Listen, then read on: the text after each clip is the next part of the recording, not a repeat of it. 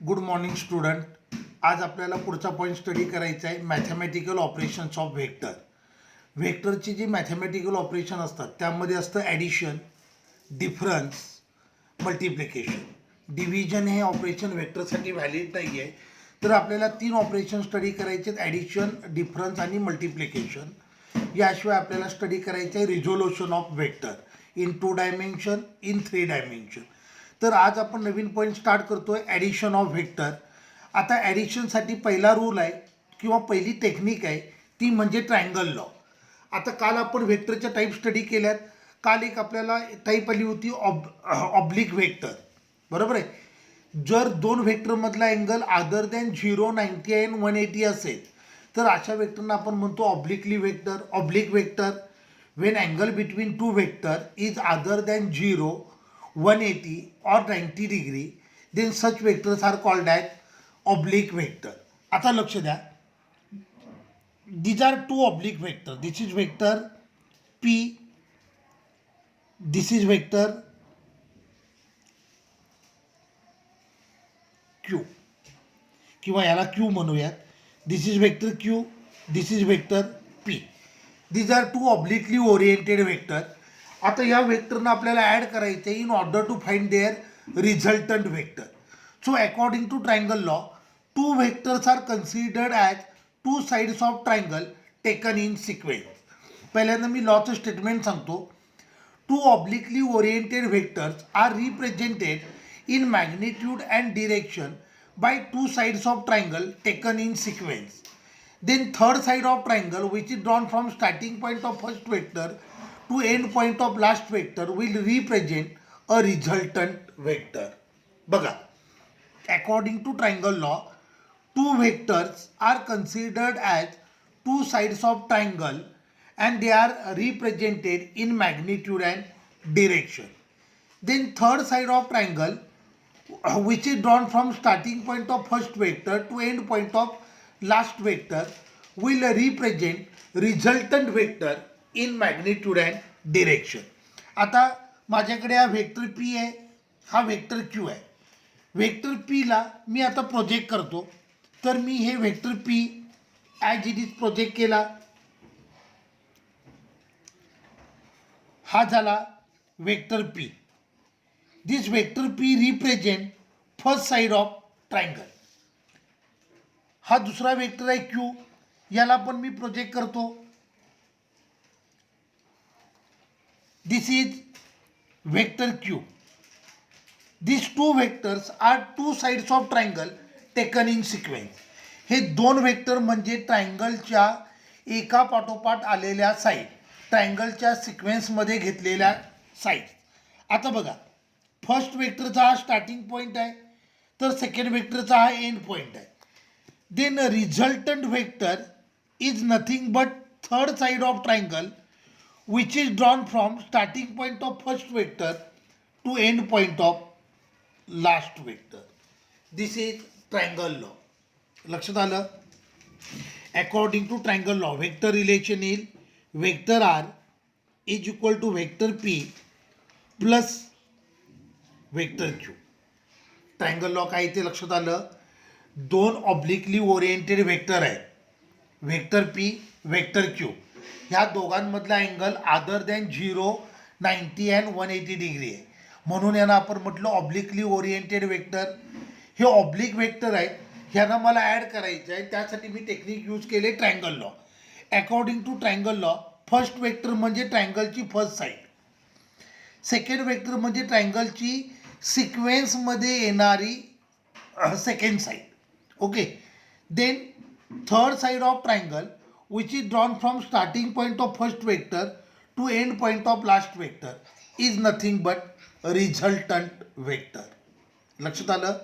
ट्रायंगलच्या दोन साईड ज्या सिक्वेन्समध्ये येत आहेत ते म्हणजे आपले इंडिव्हिज्युअल वेक्टर. तर ट्रायंगलची third side which is drawn from starting point of first vector to end point of last vector, end point of second vector is nothing but resultant vector. Clear झालं? हा ट्रायंगल लॉ. ट्रायंगल लॉचा main drawback आहे की by using triangle law आपल्याला फक्त दोनच वेक्टरना add करता येतं. जर दोनपेक्षा जास्त वेक्टर असतील तर तुम्हाला ट्रायंगल लॉनं त्यांना ॲड करता येणार नाही. क्लिअर झालं? ट्रायंगल लॉ क्लिअर झाला. हा इम्पॉर्टंट लॉ आहे. पुढे आपल्याला एक टॉपिक स्टडी करायचं 12th इलेक्ट्रोमॅग्नेटिक इंडक्शन.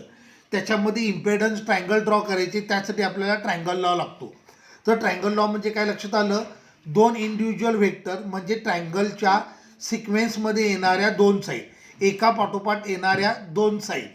तर ट्रायंगलची थर्ड साईड जिला ड्रॉ केले from starting point of first vector to end point of second vector is nothing but resultant. So vector relation आलं, vector R is equal to vector P plus vector Q. Vector R resultant vector is vector sum of vector P and vector Q. This is triangle law. आता आपल्याला second technique study करायची, ती म्हणजे parallelogram law.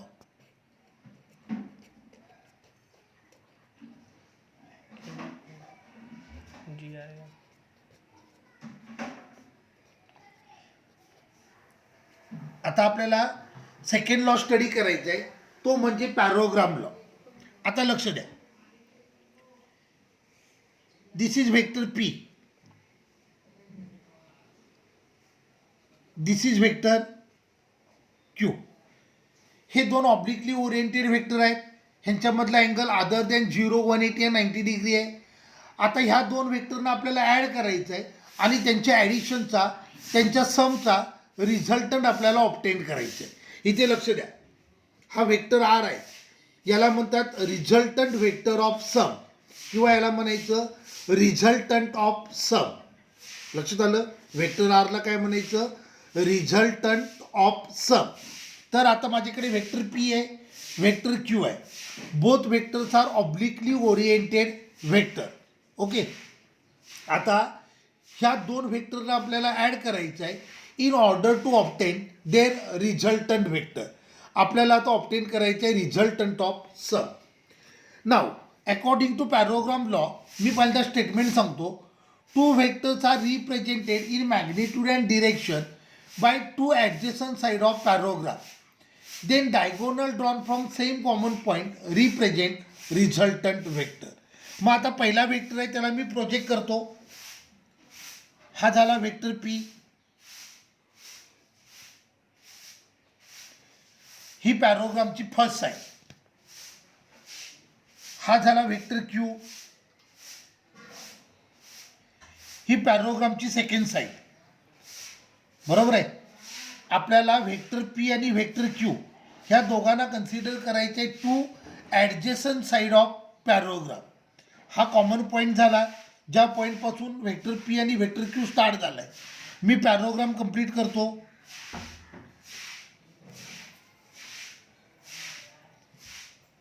पॅरोग्राम complete केला. Then diagonal drawn from same common point represent resultant vector. हे दोन vector, vector P आणि vector Q, ज्या पॉईंटपासून स्टार्ट झाले त्याच पॉईंटपासून मी रिझल्टंट पण ड्रॉ केला. तर हा हे वेक्टर पी आणि वेक्टर क्यू ज्या पॉईंटपासून स्टार्ट झाले त्या पॉईंटपासूनच मी डायगोनल ड्रॉ केला. तर हा डायगोनल रिप्रेझेंट करेल रिझल्टंट वेक्टर. वेक्टर रिलेशन आलं, vector R is equal to vector P plus vector Q. कळलं? बघा, दोन ऑब्लिकली ओरिएंटेड वेक्टर आहे. ह्या दोन वेक्टरमधला angle other than 0, 180 and 90 degree आहे. ह्या दोन वेक्टरना मला ॲड करायचं आहे in order to obtain resultant of sum. त्यासाठी मी टेक्निक यूज केले parallelogram law. Okay. According to parallelogram law, first vector we represent first side of parallelogram, second vector we represent second adjacent side of paragraph, second adjoining sides of paragraph. Then diagonal drawn from same common point represent resultant vector. Clear झालं? दोन vector म्हणजे पॅरोग्रामच्या दोन ॲडजेसंट side. Okay. दोन vector म्हणजे पॅरोग्रामच्या दोन ॲडजेसंट side. तर ते दोन वेक्टर ज्या पॉईंटमधून स्टार्ट झाले त्याच पॉईंटमधून मी रिझल्टंट ड्रॉ केला, डायगोनल ड्रॉ केला. तो डायगोनल रिप्रेझेंट करेल resultant of their some.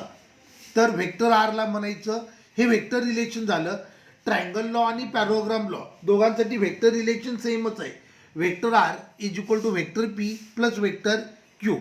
Vector आरला म्हणायचं रिझल्टंट ऑफ सम. क्लिअर झालं. आता पॅरोग्राम लॉचा ड्रॉबॅक आहे, तर पॅरोग्राम लॉनं देखील आपल्याला जस्ट लाईक ट्रायंगल लॉ फक्त दोनच व्हेक्टरना ॲड करता येईल. दोनपेक्षा जास्त व्हेक्टर असतील तर तुम्हाला पॅरोग्राम लॉ यूज करता येत नाही. पण ट्रायंगल लॉपेक्षा पॅरोग्राम लॉचं एक बेनिफिट आहे की पॅरोग्राम लॉमध्ये रिझल्टंट व्हेक्टरची मॅग्निट्यूड डिटरमाइन करण्यासाठी आपल्याकडे एक मॅथमॅटिकल फॉर्म्युला आहे. ट्रायंगल लॉ ही ग्राफिकल मेथड आहे which does not provide any mathematical relation to obtain magnitude of resultant vector. तर parallelogram law provides a empirical formula, a mathematical formula to obtain magnitude of resultant vector. कळलं. Parallelogram लॉमध्ये आपल्याला एक mathematical formula obtain करायचा आहे. By using that formula we can obtain magnitude of resultant vector. लक्षात आलं. Parallelogram law आहे. Parallelogram लॉमध्ये रिझल्टंट व्हेक्टरची मॅग्निट्यूड डिटरमाइन करण्यासाठी आपल्याकडे फॉर्म्युला आहे. By using parallelogram law we can obtain magnitude of mathematical relation for magnitude of resultant vector. Also we can find out its direction. Clear झालं. Parallelogram लॉनं आपल्याला resultant व्हेक्टरची magnitude आणि direction दोन्ही find करता येतात. मग आता लक्ष द्या, आपल्याला ऑब्टेन करायचं आहे expression for magnitude of resultant vector. This is vector P.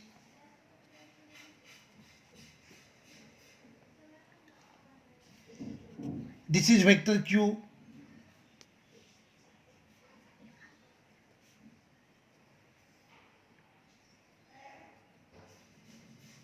आता बघा, ह्याला मी नाव देतो ओ ए बी सी. आता B C parallel to O A. मग ओ ए जर व्हेक्टर पी असेल तर सी बी हा पण व्हेक्टर पीच असणार. A B is parallel to O C म्हणजे हा झाला व्हेक्टर क्यू. कळलं का. ॲक्च्युली व्हेक्टर ओ ए म्हणजे व्हेक्टर पी आहे आणि साईड ओ सी म्हणजे व्हेक्टर क्यू आहे. आता ए बी ही साईड ओ सीला पॅरलल आहे, त्यामुळे ए बी पर काय झालं व्हेक्टर क्यू झालं. ॲक्च्युली व्हेक्टर पी म्हणजे साईड ओ ए आहे, बरोबर आहे. पण C B is parallel to A, त्यामुळे सी बी पर काय झालं व्हेक्टर पी झालं. आता मी काय करतो, बी पासून एक परपॅन्डिक्युलर ड्रॉ करतो आणि ओ एला एक्सटेंड करतो. हा पॉईंट झाला डी. दोन व्हेक्टर आहेत, दोन व्हेक्टरमध्ये अँगल आहे थीटा, म्हणजे हा अँगल पण थीटा आला. Diagonal drawn from same common point is nothing but resultant.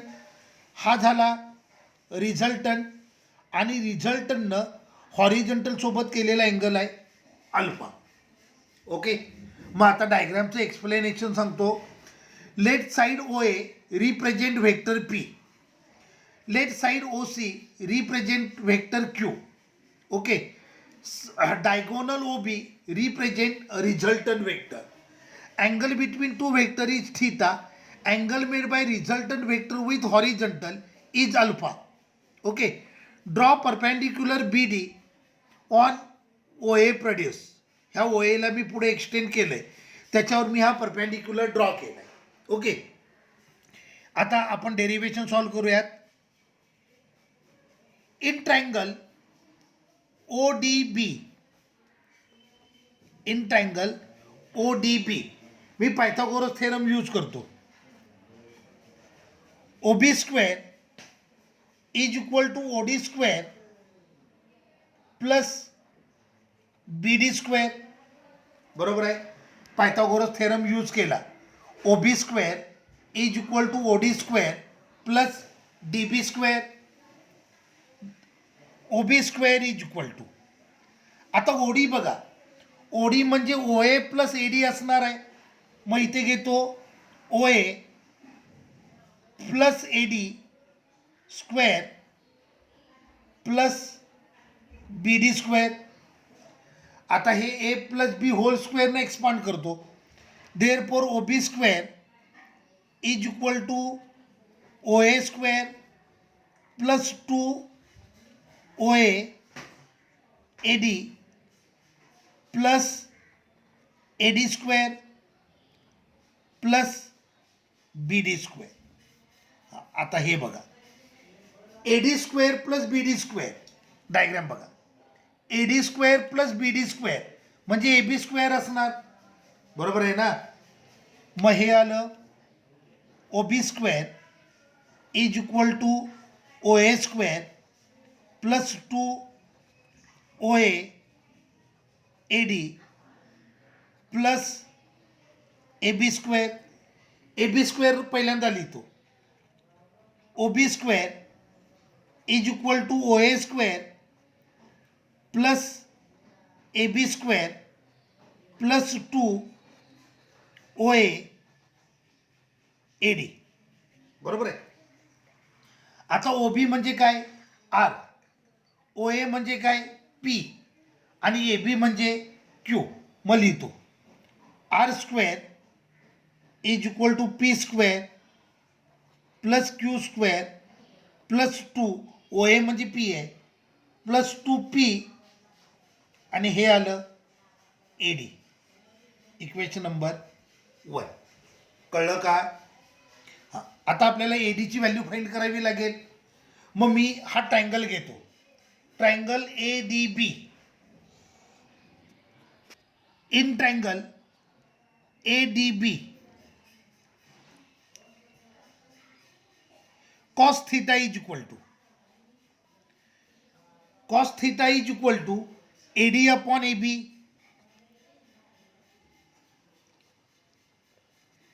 therefore AD is equal to AB cos theta. Diagram बघा, AB म्हणजे Q आहे, बरोबर आहे. म्हणजे AD ची व्हॅल्यू आली Q cos थीटा. मग इक्वेशन 1 मध्ये व्हॅल्यू पुट करतो. Therefore R square is equal to, हे आलं P square plus Q square plus 2p आणि एडीची व्हॅल्यू क्यू कॉस थीटा आहे, Q cos theta. Therefore R is equal to under root P square plus Q square plus 2pq cos theta. This is formula for resultant vector of sum.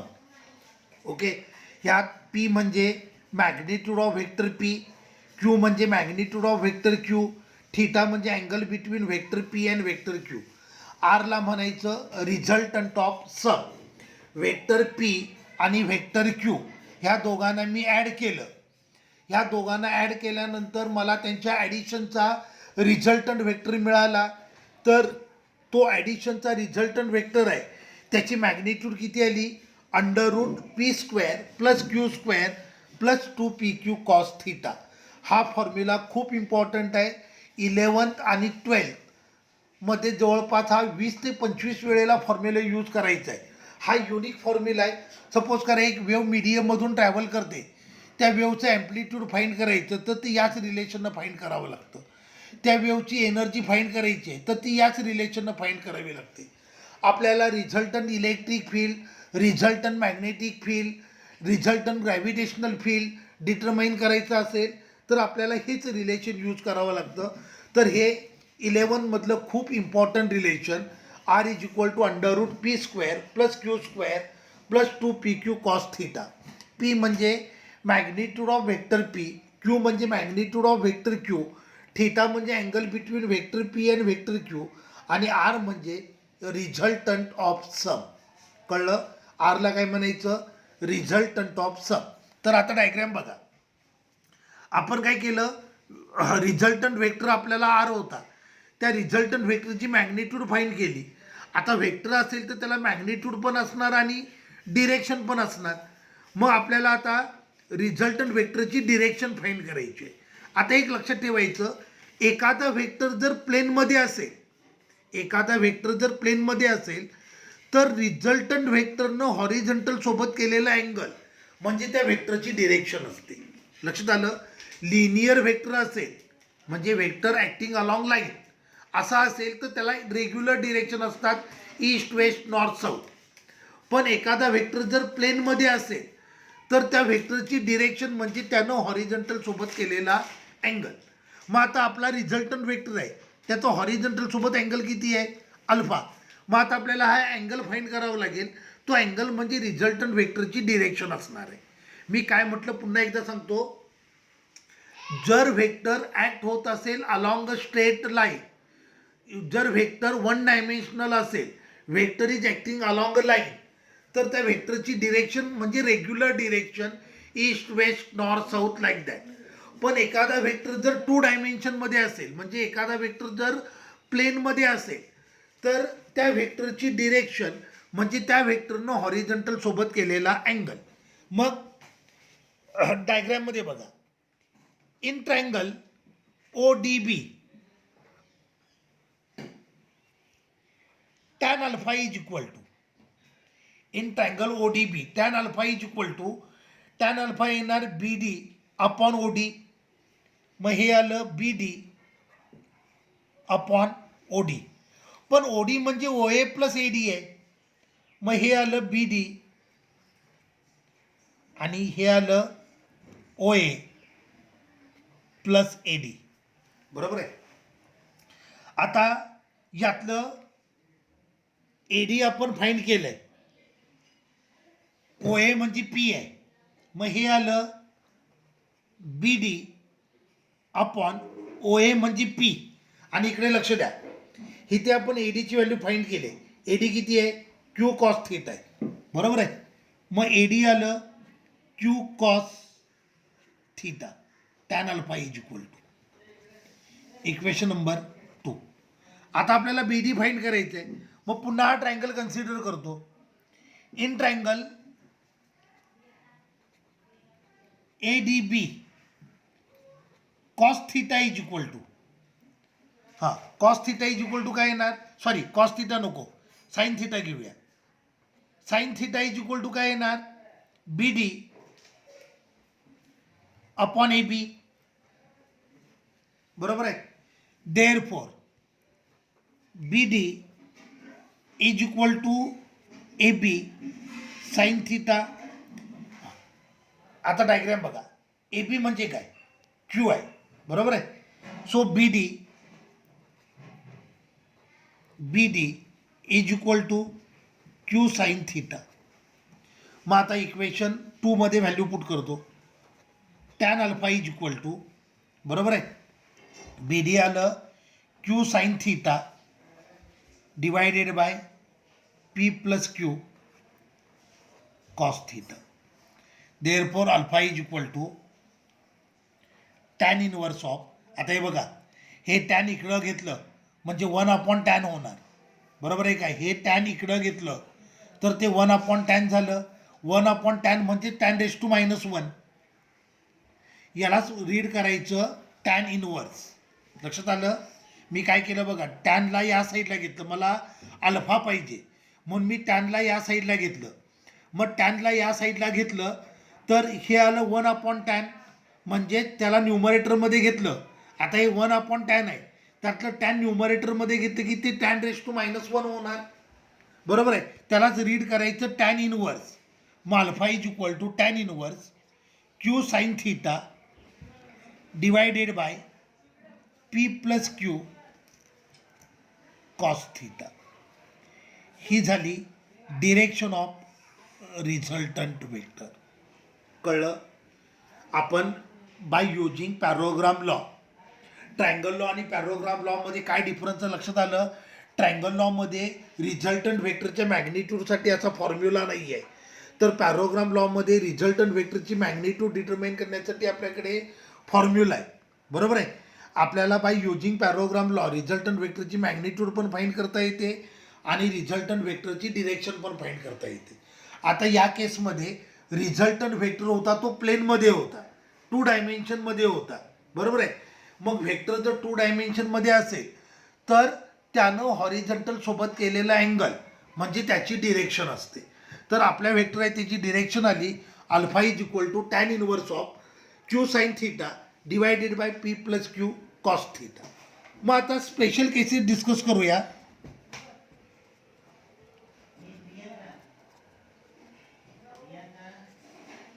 हां, पहिलं, when two vectors are parallel to each other, vector P parallel to vector Q.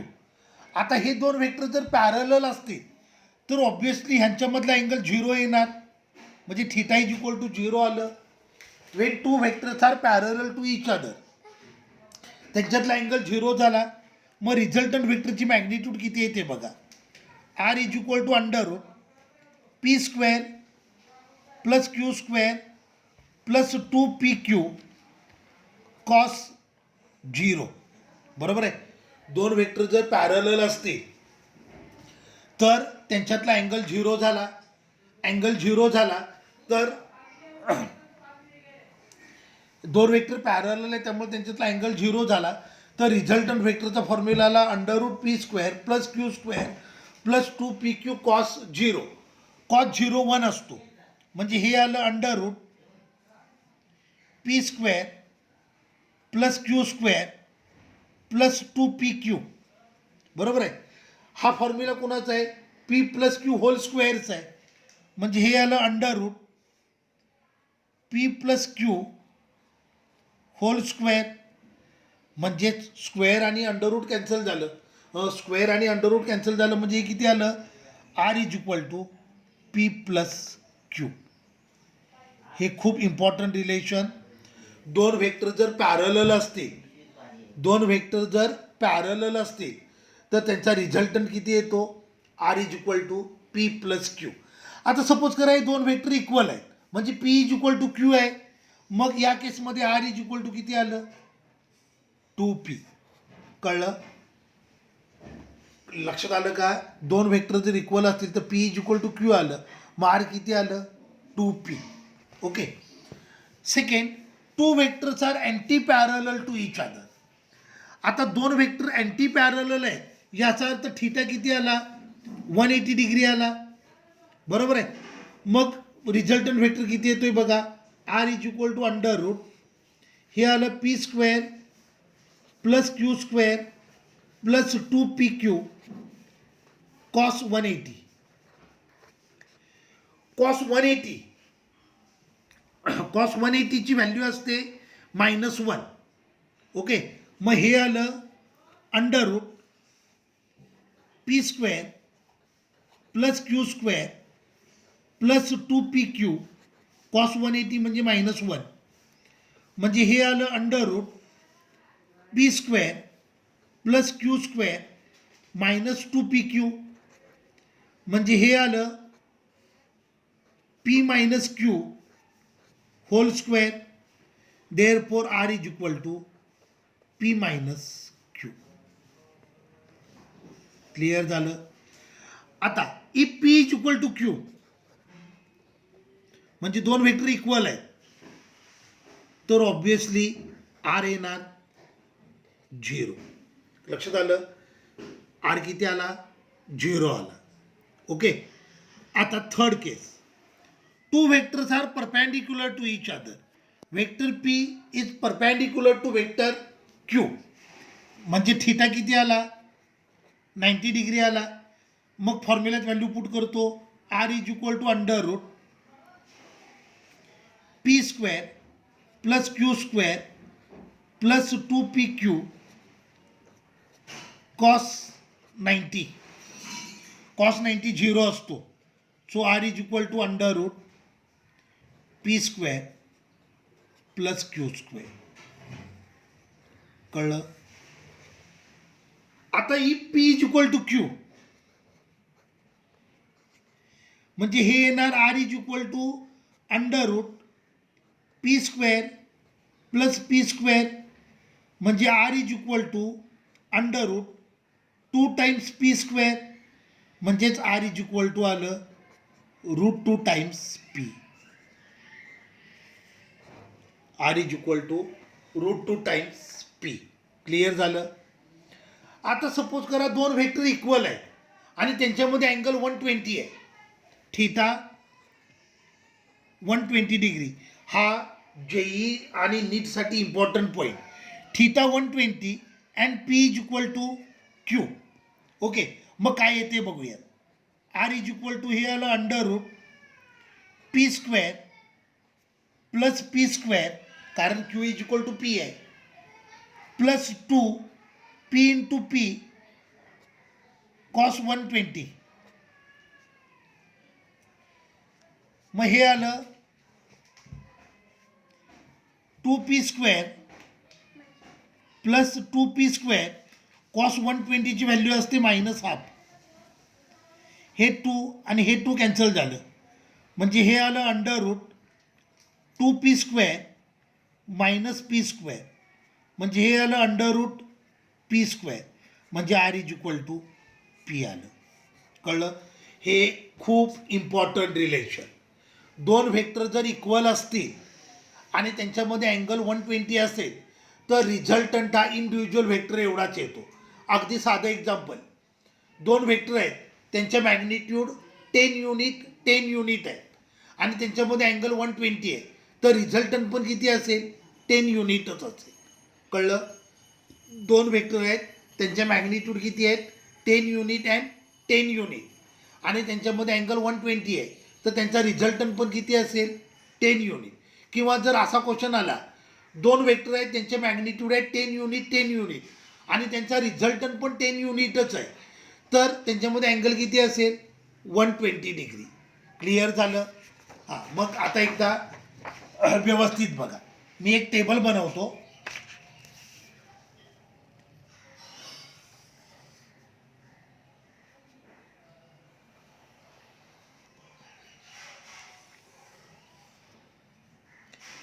P not equal to Q, P equal to Q, theta 0 degree, तर R येईल P plus Q.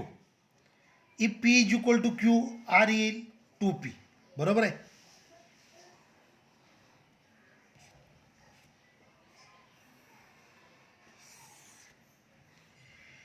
If theta 180 degree, R is equal to P minus Q. So R is equal to P is equal to Q असेल तर R is equal to 0.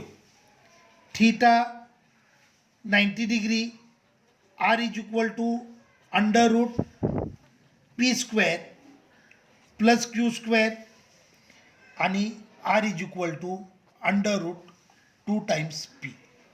मग एक लक्षात घ्या, ह्याच्यावरनं काय clear होतं आहे बघा. दोन व्हेक्टरची मॅग्निट्यूड, दोन व्हेक्टरचा तुम्ही रिझल्टंट ऑफ सम ऑब्टेन करताय, तर त्याची मॅग्निट्यूड 2p पेक्षा कधीच जास्त असणार नाही. लक्षात आलं? आणि 0पेक्षा कमी पण असणार नाही. म्हणजे दोन व्हेक्टरमध्ये अँगल कोणता का असे ना, त्यांचा रिझल्टंट कोणत्या रेंजमध्ये लाय होईल? It ranges from 2p to 0. लक्षात आलं? दोन व्हेक्टरची मॅक्झिमम पॉसिबल मॅग्निट्यूड किती असणार? 2p, आणि मिनिमम पॉसिबल मॅग्निट्यूड किती असणार? 0. दोन vector what ever may be the angle between them, त्यांची मॅग्निट्यूड 2p पेक्षा जास्त येणार नाही आणि 0पेक्षा कमी पण येणार नाही. क्लिअर झालं? हां, तर मी एक इम्पॉर्टंट लॉजिक मगाशी सांगितलं, ते म्हणजे थीटा 120 डिग्री असं असेल तर R is equal to P is equal to Q. दोन व्हेक्टर जर इक्वल असतील आणि त्यांच्यामध्ये अँगल 120 असेल तर त्यांचा रिझल्टंट हा त्यांच्या एवढाच येतो. म्हणजे रिझल्टंटची मॅग्निट्यूड इंडिव्हिज्युअल व्हेक्टरच्या मॅग्निट्यूड एवढीच असते. आता एक इम्पॉर्टंट रिलेशन आपल्याला स्टडी करायचं आहे, ते स्पेशली नीट आणि जेईला वापरायचं आहे. दोन व्हेक्टर आहेत, ते इक्वल आहेत, P is equal to Q आहे, आणि त्यांच्यामध्ये कोणता तरी आर्बिटरी अँगल ठीक आहे, तर त्यांचा रिझल्टंट किती येतोय बघूया. आपला फॉर्म्युला आहे R is equal to under root P square plus Q square plus 2pq cos theta. P is equal to Q आहे, म्हणजे हे आलं under root P square plus P square plus 2p, Q म्हणजे पण P आहे, cos theta, म्हणजे हे आलं under root 2p square plus 2p square cos theta. आता हे डायरेक्ट ॲड होणार नाही, ह्याला 4p² कॉस थिटा करायचं नाही. 2p² कॉमन निघालं, 2p² कॉमन निघालं, ब्रॅकेटमध्ये आलं 1 प्लस कॉस थिटा. आता 1 प्लस कॉस थिटा म्हणजे 2 cos² theta by 2. 1 plus cos theta म्हणजे काय असतं, 2 cos² थिटा बाय 2. म्हणजे हे आलं under root 2p² into 2 cos² theta by 2. म्हणजे आर इज इक्वल टू मला मिळालं under route 4p² cos² theta by 2. सगळ्यांचं स्क्वेअर रूट निघतंय, मग आर इज इक्वल टू आलं 2p cos थिटा बाय 2. हे इम्पॉर्टंट रिलेशन जेई नीट CET साठी. दोन व्हेक्टर जर इक्वल असतील, having any arbitrary angle theta between them, तर रिझल्टंट किती येतो, 2p cos थिटा बाय 2. कळलं. दोन व्हेक्टर अनइक्वल असतील आणि त्यांच्यामध्ये अँगल थिटा असेल, तर रिझल्टंट व्हेक्टरचा फॉर्म्युला असतो रिझल्टंट ऑफ सम. त्याचा फॉर्म्युला असतो R is equal to under root p² plus q² plus 2pq cos theta. बरोबर आहे. दोन व्हेक्टर जर अनइक्वल असतील आणि त्यांच्यामध्ये अँगल थिटा असेल, तर रिझल्टंट व्हेक्टरचा फॉर्म्युला असतो R is equal to under root p² plus q² plus 2pq cos theta. ते दोन व्हेक्टर जर इक्वल असतील आणि त्यांच्यामध्ये अँगल जर थिटा असेल, तर रिझल्टंट व्हेक्टरचा फॉर्म्युला असतो R is equal to 2p cos theta by 2. Clear झालं. आज आपण एक इम्पॉर्टंट डेरिव्हेशन स्टडी केलं. मी बऱ्याच वेळेला माझ्या बोलण्यामध्ये डेरिव्हेशन असे शब्द येत असतात, तर आज आपण हे डेरिव्हेशन प्रूव्ह केलं, ज्याच्यामध्ये magnitude of resultant vector determine केलं आहे. कळलं. तर आज आपण काय काय स्टडी केलं बघा. आज आपण ट्रायंगल लॉ स्टडी केला, आज आपण पॅरोग्राम लॉ पण स्टडी केला. ट्रायंगल लॉचा ड्रॉबॅक काय आहे, बाय युजिंग ट्रायंगल लॉ आपल्याला फक्त दोनच व्हेक्टरना ॲड करता येतं, आणि ट्रायंगल लॉ ही ग्राफिकल मेथड आहे which does not provide any formula for determination of magnitude of resultant vector. तर पॅरोग्राम लॉमध्ये हा प्रॉब्लेम राहिलेला नाही आहे. पॅरोग्राम लॉमध्ये आपल्याला एक मॅथमॅटिकल फॉर्म्युला येतो, by using that mathematical formula we can obtain magnitude of resultant vector.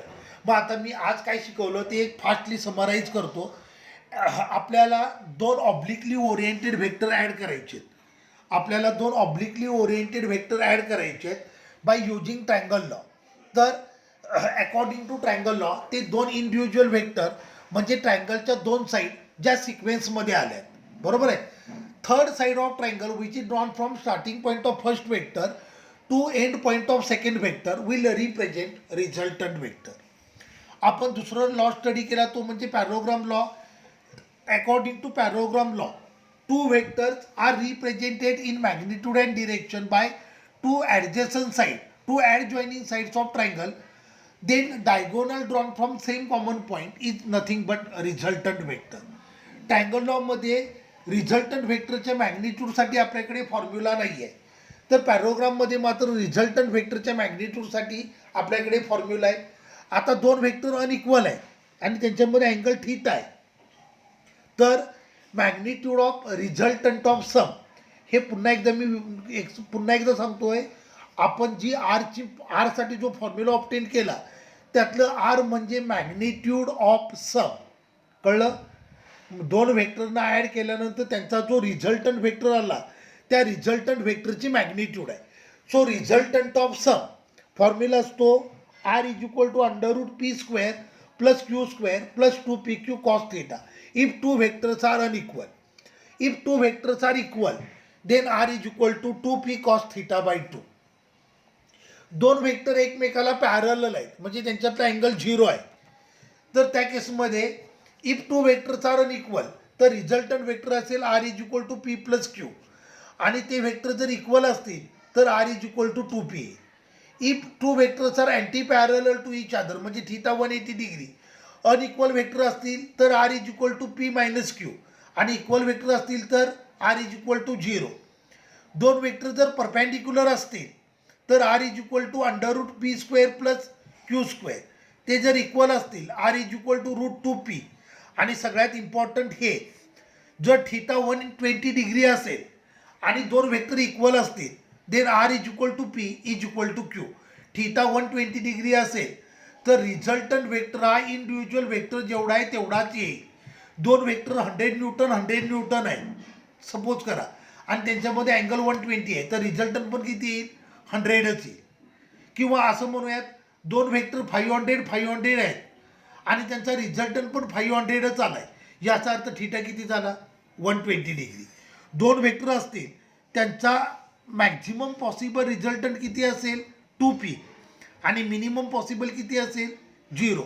दोन वेक्टरचा रिझल्टंट आपण ऑब्टेन केला तो 2p पेक्षा जास्त पण येणार नाही आणि 0 पेक्षा कमी पण येणार नाही. क्लिअर झालं.